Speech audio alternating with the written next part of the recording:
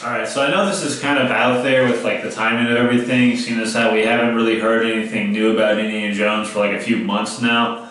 But considering the troubles that like Lucasfilms, let alone Disney as a whole, has been going through, especially within like the recent months or just the recent times, it just felt like now is a good opportunity to talk about what I think about the upcoming Indiana Jones movie months before it even comes out or before we even get new information or trailers about it. It's a great time to say what I've been thinking about the movie, and honestly I wouldn't be surprised if a lot of people, whether they be like professional critics who have YouTube accounts like Critical Drinker and Jeremy Johns, hopefully I didn't get that name wrong, I'm really sorry if I did, whether it's one of those or just any average commenter, I just want to try to get my 2 cents out about like what I think, and again what I think a lot of those critics from like far in between think as well. Basically what I'm thinking is that like I don't know, it just seems like the film's generally not going to perform well, and the reason I feel that is because just with all the evidence we've had based on Disney and Lucasfilm in the past 10, 11 years since Lucasfilms has been bought by Disney, it's just been what it feels like one bad decision after bad decision. And it's interesting because back in 2012, 2015 era, when it was first announced that Disney had bought Star Wars or in all of Lucasfilms, a lot of people were really excited because this was still around the time that a lot of people really didn't like the prequel trilogy still, believe it or not. And people were just excited because they felt like, oh, it can't get any worse than like what we've seen previously. And then that very statement just became like a slogan for all of us, fans and moviegoers of Disney era Star Wars. Like we saw episode 7, it was a reboot of episode 4. And then all of a sudden people started liking the prequels a little more after that happened, strangely enough. But the thing is that when episode 8 was announced, it was all like, oh, well, it can't be worse than what just happened before that. And then, yeah, it divided audiences, and honestly, I consider it one of my favorites. So I don't know if I lost a lot of respect there for a lot of people or not. But I'm one of the half that actually liked the movie, but I can understand how the other half that didn't like the movie, how that affected the sales of Solo, and that probably even affected Rise of Skywalker. But even with Rise of Skywalker, fans were like, okay, it can't get any worse than The Last Jedi. And then again, like I already said, The Last Jedi, people before it came out were like, okay, it can't get any worse than The Force Awakens. And now here we are with like Star Wars pretty much dead. Like, there hasn't been a movie since the Rise of Skywalker, which a lot of people I feel are more relieved about that more than anything. And from what I've heard, because I've never really seen the shows or anything, but it seems like the TV shows on Disney Plus that are Star Wars related, like The Mandalorian and the Book of Boba Fett, and I think the upcoming ones, like they're not really getting a lot of traction like they should be. Like apparently like season 3 of Mandalorian, again this is all just hearsay for me because I don't really get involved with it. It seems like it's not really doing as well both like critically and performance wise compared to the other seasons or compared to like what Star Wars should be getting feedback for. So like somehow within a 10-year, 11-year time period, Lucasfilms has somehow, which I kind of blame not just Disney, I also blame Kathleen Kennedy for this, we've somehow made the most successful film franchise on the planet and has turned it into something nobody, not even the fans, give a shit about. We've turned the most successful film franchise ever, and now, like, when people hear anything new about it, they're all like, "Oh, well, I'm kind of done with that. I'm kind of done with the new now. I just kind of want to go relive the old days of the old content, like the old stuff that I enjoyed." And that's the shit that somebody says about 80s rock bands that are still performing and releasing albums today. Like, oh, it's fine that they're still making new stuff and all, but I'd much rather hear the older stuff. 80s rock bands is now what Star Wars has become in the 10 years that Kathleen Kennedy and Disney have been in charge of Lucasfilms. And it's just interesting too, because I mentioned Star Wars before that, because like, when it comes to Indiana Jones, the main film I'm talking about, ever since its inception all the way back with like George Lucas creating both series, Indiana Jones was always more of the afterthought. Like he thought of Star Wars, then he thought of Indiana Jones. He wrote Star Wars, and then during the success of it, he decided to write Indiana Jones, which is probably why it's no surprise, aside from the fact that yes, it's the same people that are writing and acting in the movies, that it's no surprise that like when Raiders of the Lost Ark came out, it was a year after The Empire Strikes Back. And then after Return of the Jedi came out, that's when we got Temple of Doom a year later.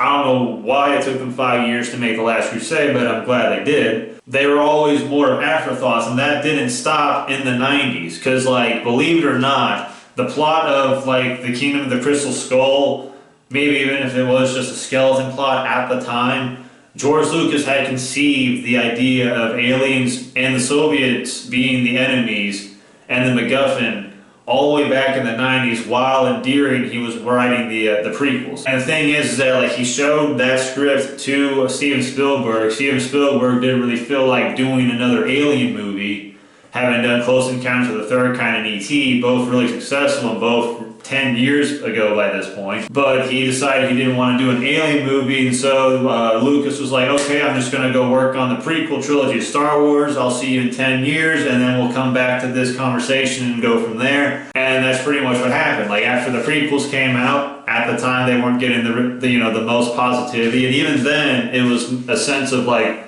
oh wow, the Phantom Menace didn't do so good, but can't be as, the next ones can't be bad, and then boom, like, Attack the Clones, oh, that one's just as bad, if not worse, than the first one.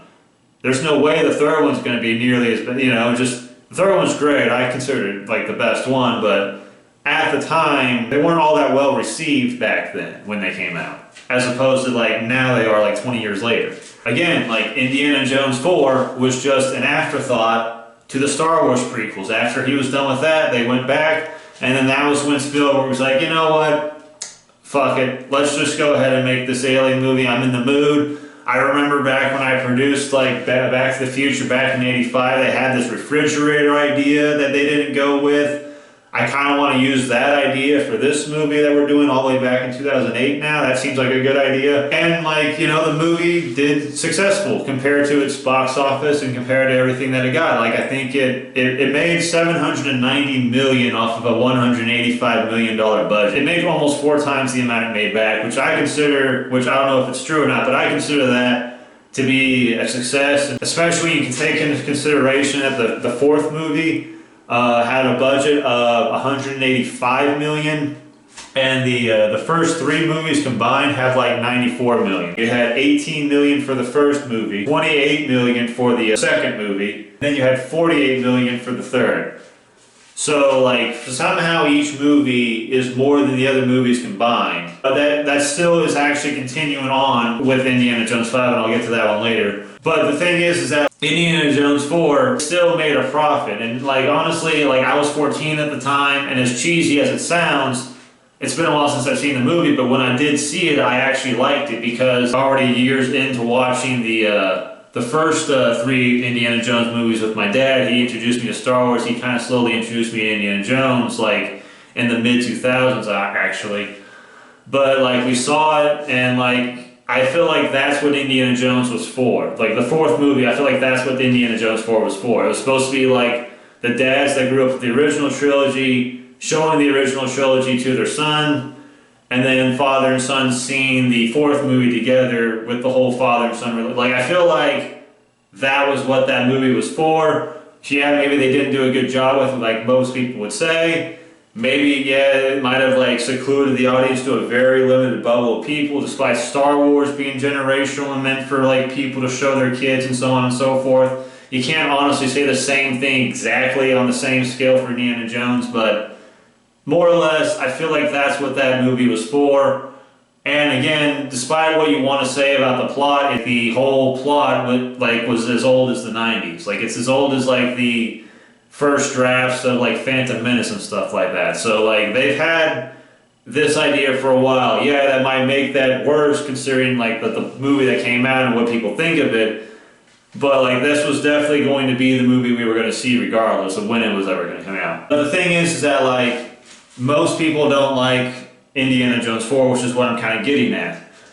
And with Indiana Jones 5, it's the same thing that happened with the Star Wars movie. People are coming out and saying, oh, well, I'm looking forward to this 5th movie because there's no way it's going to be as bad as this 4th movie that came out all these years ago.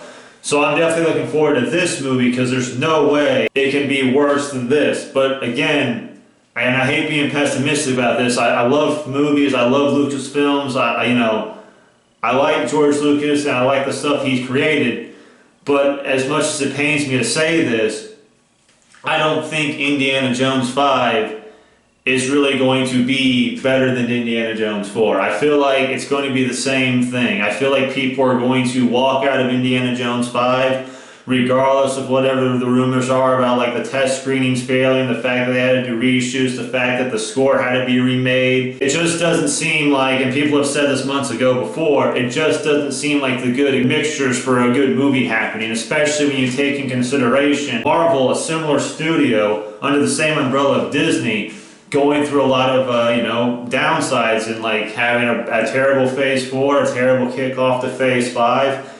They're like one of their longtime members getting fired for their wokeness or whatever they got fired for. Like this is still under the same umbrella as Lucasfilms, and like you still have Kathleen Kennedy, which I think is the reason why a lot of the sequels ended up being as bad as they were, honestly. The screenwriter from the 4th film is the only recurring writer in this movie. Other than that, like the other 3-4 writers in this movie are completely different people. And the same for the producer. Like the producers knew, but I guess that doesn't really matter. Like the 2nd and 3rd movie had a different producer than the 1st movie, which was also Frank Marshall. No, now you got Kathleen Kennedy in the production seat for this movie as well, regardless of who else is around her. But the sad thing is that like the executive producers are credited as the creators of the series, George Lucas and Steven Spielberg. And like it's just sad because if you actually look at the production or if you read about the background of the production, like this thing was in development for like 7 years. It started off with like you heard rumors that Lucas wasn't involved with it at all. Then you heard like, oh well, no, from Spielberg's like, oh, Lucas is involved. It wouldn't feel right if we did an Indiana Jones film without George Lucas. And then even then at that point, like Spielberg went from being a co-story writer for the first time to the 5th time returning as a director to eventually he dropped out of the story and just stuck as director, and then even before filming even began, he just stopped being the director entirely, making it the first one that he's not directing. And then when you go back to the whole Lucas thing, like it just became clearer and clearer that he just wasn't involved with the film unless he was an executive producer, which what does that really mean? He gets to oversee what the producers get to make happen? As much as it pains me to say this, like, yeah, I do want the 5th film to do well. I do think it is cool how it takes place in 1969, so it's like right around the time Lucas thought of Indiana Jones, even though he's not writing the story. I think it's cool that the villain is a Nazi that worked on the Apollo missions. That might be something interesting, see about the space race since it brings back the Soviets of the Cold War. And I don't know, it's a good mixture of the 4th and the original trilogy in a way. It has potential to be possibly a good movie, possibly, if you really want to see the silver lining somewhere. Especially since this film has a budget of $295 million, which is $16 million more than all 4 other movies' budgets combined. This film has a budget of $295 million, which means if it's going to even want to break even, let alone make a profit, it has to either make $900 million or like well over $1.2 billion or something like that. Like this film has to make money, so this film kind of has to do well in order for it to succeed. But unfortunately, in order to have a successful film in the box office, it kind of has to be a good movie and watchable. But then again, hate watching is still a thing. I think a lot of people that go to Disney films just for that nowadays. The traditional Indiana Jones movie with the same story writer, the same director, the same Indiana Jones actor, which that one we have. But the 3 trifecta formula that was in all 3 films in the 80s, and even the 4th film, regardless if you like it or not, all those films had that formula. So as much as it pains people to face that reality, regardless of what this film is going to be, this isn't going to be your traditional Indiana Jones movie like the other ones were. So like in terms of like going back to 4 and being a return to the franchise, that's just probably not really going to happen because you have two of the 3 creative minds behind making Indiana Jones work. taking a literal backseat to the whole thing. Honestly, again, the Star Wars movies that in the Disney era has proved otherwise. That like it just feels like it's just from a bunch of people that was hired by Kathleen Kennedy or whomever, who are told to tell people that they're Star Wars fans. We don't know if that's true or not. Or at this case, Indiana Jones fans, we don't know if that's true or not. They could just, have like been given a 2-hour run through of like how the series works in somebody's eyes and then just went from there. But like, it's just, it doesn't feel like, honestly, I'm just going to go ahead and say it feels like a Disney fan fiction. It feels like a Disney fan fiction like the sequel trilogy was. But the only difference is, again, like the sequel trilogy, is that unlike other fan fictions, this gets to canonically get to say the end to a very beloved franchise. And it just really pains me again because it just feels like I said earlier, how like Indiana Jones just feels like an afterthought to Star Wars. Because one of the reasons they killed off Han Solo in Episode 7 wasn't just because Harrison Ford wanted it in Episode 6. It's also because they wanted to use him in Indiana Jones, which is why production started in 2016 after Episode 7 came out.